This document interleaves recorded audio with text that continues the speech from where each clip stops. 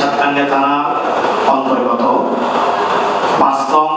আমিলা দীর্ঘ এক যুগেরও বেশি সময় ধরে নানা হয়রানি ও হামলার শিকার হইরে শেষমেশ পরিবারের নিজের জীবন রক্ষার আবেদন লই চকুর ফানি মুছতে মুছতে মার্চের ৩০ তারিখ শনিবার দুপুর ২টার সময় আন্দরকিল্লা মুমিন রোডত অবস্থিত চট্টগ্রাম একাডেমি হলত প্রশাসনের সহযোগিতা ও অপরাধের সর্বস্ব শাস্তির দাবি জানাইরে সংবাদ সম্মেলন করছি দক্ষিণ চট্টগ্রামের সাতকানিয়ার বাসিন্দা ডেন্টাল টেকনিশিয়ান সঞ্জয় কান্তি দে ও তার বৃদ্ধ পিতামাতা। ২০১০ সালে তো নেই আইন নির্যাতিত তারা তো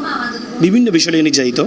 এখন এই নির্যাতিতর প্রতিবাদ করতাম যাই রে আই ট্যাবলেট ব্যবসায়ী এবং আই অবৈধ ব্যবসায়ী এভাবে প্রচারণা করি আরে এক ধরনের মান সম্মান হন ব্যবসা প্রতিষ্ঠান হন চারিদিকে আরে তারা চলার পথ আরে নষ্ট হয়ে ফেলার এবং তারার হারণে তারার অত্যাচারের হারণে আমি রিসেন্টলি সিসি ক্যামেরা ফোন আমি বাড়ি দিই তারা সেটা গেলি তারা গ্যাং লইয়ে মাইতে হইয়ে নইলে গজ জ্বালাই দিতে আইব নইলে গ্যাং লইয়ে মাইতে আইব আন্দোলন হন ইয়াবা মাদক দিয়ে ফাঁসাই দিব। আমি যদি অবৈধ ব্যবসা গড়ি থাকি তাহলে প্রশাসনে আর বিচার করো আর না অবৈধ ব্যবসা নয় থাকি তাহলে তারার বিচার কি করিব ইয়া প্রশাসন আছে আর কোনো স্বভাব নাই আইয়ার বিচারে থাকছে প্রশাসনের হাতে হাত জোর করি তারার পরে ক্ষতিপয় দুষ্ট প্রকৃতির মানুষত্ব বাঁচে বেলাই প্রশাসনের সহযোগিতা কামনা করে। আল্লাহ তার জানালাই বলি আলাই নগরীর উগা হালিয়ে বেনের পর যদি ট্যাবলেট বেসে বলে হয় আসলে রে ই কি সত্য না মিথ্যা তোরা যাচাই করে চাচা না কি ফোন কি ব্যবসা করে না এটা অবৈধ ব্যবসা করে না তো 3 দিনের ওর কুড়া হওয়া দেখি ও আরো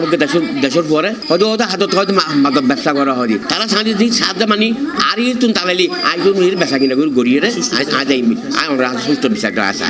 আর পুয়া এই পুয়ার আর সংসার চলে ধরলে যে দৌড়ে ফেলাই তখন আর কি অবস্থা হইতো আর নাতে না হলো আর কি অবস্থা হইতো আর কোনো চাইতো আর এগুলো এই বেচারা তার আর কোনো গতি নেই এখন আর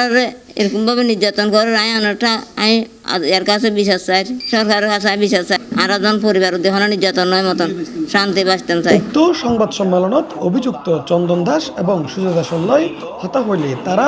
উক্ত সংবাদ সম্মেলনত সৈন্য হতাগিন মিথ্যা বলে হইতে চায়। আর বক্তব্য যে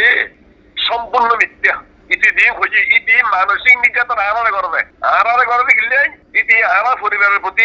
চিকো বা হন্য ইতি ফেসবুকে লেখি দিন লিখছে ইন যদি ডকুমেন্ট বেগিন স্ক্রিনশট বেগিন তোমার দিবাবে তুই বলিস বেলায় নির্যাতন না হনে পারস। উক্ত বলদাসের নিকট হতে আমার পিতা মৌখিক অভিযোগ করিলে উক্ত বলদাস সেই সুযোগে সালিসি বিচার করার নামে আমার পিতার নিকট থেকে 100 টাকা দামের নন জুডিশিয়াল খালি স্ট্যাম্প স্বাক্ষর গ্রহণ করে। C+ চট্টগ্রাম সালিসি আমার বাবা